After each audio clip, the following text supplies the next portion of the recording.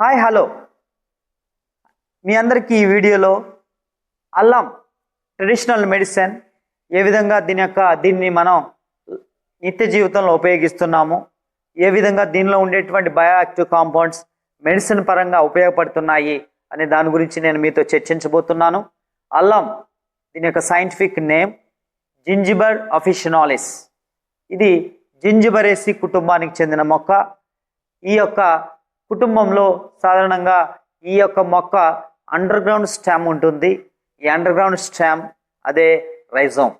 ఈ రైజోమ్ని మనం అల్లంగా పిలుస్తాము. ఈ అల్లం లేదా జింజీర్ దీని యొక్క ఉపయోగాలు ఏంటనేది ఈ వీడియోలో మీతో చర్చిస్తాను. ఈ అల్లంను ట్రెడిషనల్ మెడిసిన్ గాను కొన్ని వేల సంవత్సరాల నుంచి వాడుతున్నారు.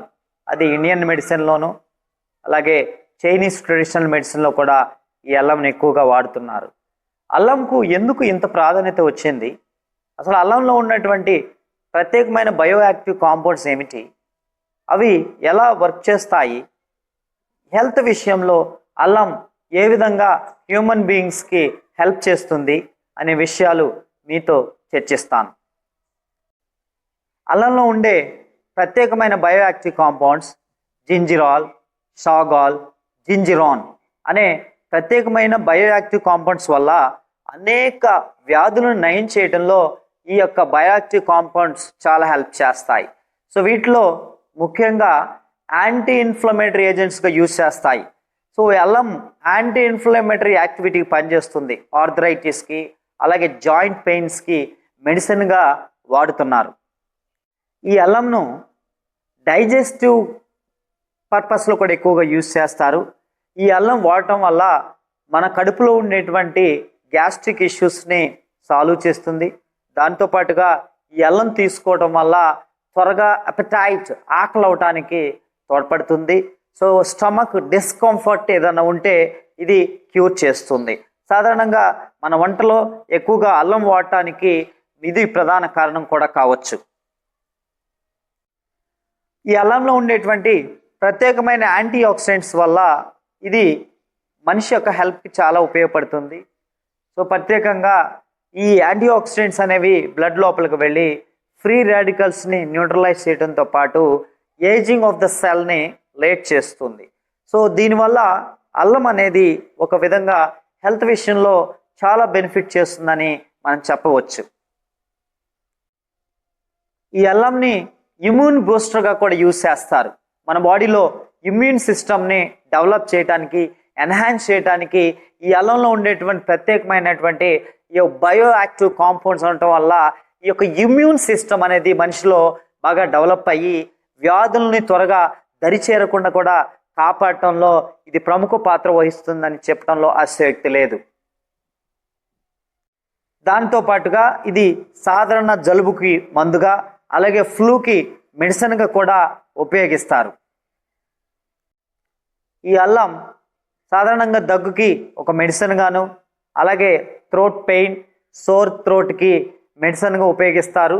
ట్రెడిషనల్ మెడిసిన్లో ఈ అల్లంని ఈ యొక్క ఏదైతే ఇప్పుడు నేను చెప్పినటువంటి కాఫ్కి కానీ లేకపోతే థ్రోట్ పెయిన్కి కానీ లేకపోతే సోర్ థ్రోట్కి కానీ మెడిసిన్గా కూడా ఎక్కువగా యూజ్ చేస్తున్నారు. ఈ అల్లం లేదా జింజిబర్ అఫిషినాలిస్కు సంబంధించినటువంటి ఈ యొక్క మొక్కలో ఉండేటువంటి ఈ స్టెమ్ ఏదైతే అండర్ గ్రౌండ్ స్టెమ్ అయినటువంటి రైజోమ్లో ఉండేటువంటి బయోయాక్టివ్ కాంపౌండ్స్ వల్ల షుగర్ వ్యాధికి దీనిలో ఉండేటువంటి బయోయాక్టివ్ కాంపౌండ్ షుగర్ వ్యాధిని కంట్రోల్ చేయటంలో అంటే బ్లడ్లో ఉండేటువంటి షుగర్ని కంట్రోల్ చేయటంలో ప్రముఖ పాత్ర వహిస్తాయి. ఇదే కాకుండా కార్డియోవాస్కులర్ హెల్త్ విషయంలో కూడా ఈ అల్లం అనేది చాలా ఉపయోగపడుతుంది. ఎందుకంటే ఇది నార్మల్ బ్లడ్ ప్రెషర్ని నార్మల్ అవటానికి అలాగే బ్లడ్ ప్రెషర్ ఏదైనా ఇష్యూస్ ఉంటే వాటిని కంట్రోల్ చేయడానికి ఈ అల్లంలో ఉండేటువంటి బయో యాక్టివ్ కాంపౌండ్స్ ఏవైతే ఉన్నాయో అవి హెల్ప్గా ఉపయోగపడతాయి.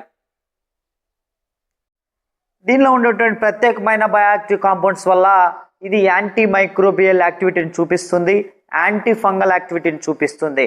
సో సెవరల్ డిసీజెస్ ఏవైతే ఇన్ఫెక్షన్స్ ఉన్నాయో అవి రాకుండా కాపాడటంలో కూడా ఈ అల్లంలో ఉండేటువంటి ప్రత్యేకమైన బయోయాక్టివ్ కాంపౌండ్స్ కారణమని చెప్పొచ్చు. అందుకనే సాధారణంగా కొన్ని వేల సంవత్సరాల నుంచి పల్లెటూరులో అలాగే ప్రతి చోట కూడా అల్లంని ఎక్కువగా యూజ్ చేస్తున్నారు.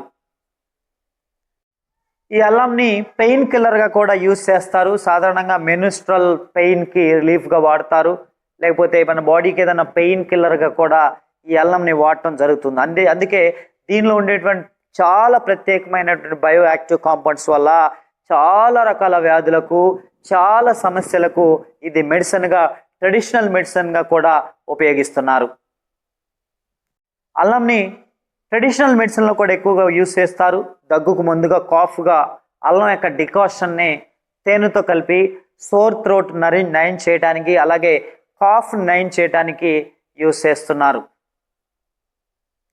దీంతో పాటుగా అల్లంని డైజెస్టివ్ సిస్టమ్ నార్మల్గా డైజెషన్ అవడానికి ఎక్కువగా ఉపయోగిస్తారు. సో దీంతో పాటుగా ఆయుర్వేదిక్లో ఎక్కువగా ఈ యొక్క అల్లంని మెడిసిన్స్ తయారు చేయటంలోనూ ఎక్కువగా ట్రెడిషనల్ పర్పస్లో యూజ్ చేస్తున్నారు. ఇది అల్లం యొక్క ప్రత్యేకత. అయితే అల్లం వాడేటప్పుడు మనం కొన్ని ప్రికాషన్స్ తీసుకోవాలి. అల్లం అండర్ గ్రౌండ్ స్టెమ్ కాబట్టి మనం వాడే ముందు దాన్ని శుభ్రంగా వాష్ చేసి దానిపైన ఉన్నటువంటి పీల్ని జాగ్రత్తగా రిమూవ్ చేసి దాన్ని ఒక హైజీనిక్ పద్ధతిలో డికాషన్ కాయాలి. అది కూడా తాగేటప్పుడు ఎక్స్పర్ట్స్ని, అలాగే ఆయుర్వేద డాక్టర్ని, లేకపోతే తెలిసిన వారిని మనం సంప్రదించి వీటిని వాడుకోవాలి. ఎక్సెసివ్గా ఈ అల్లం వాడటం వల్ల కూడా అనారోగ్య సమస్యలు తలెత్తే ప్రమాదం ఉంది. కాబట్టి మనమందరం కూడా దీని మీద అవగాహన పెంచుకొని ఎంత మోతాదులో వాడాలి, ఎంత వాడాలి, దేనికి వాడాలని తెలుసుకోవడం కూడా చాలా ముఖ్యమని ఈ వీడియో ద్వారా మీ అందరికీ తెలియజేస్తున్నాను.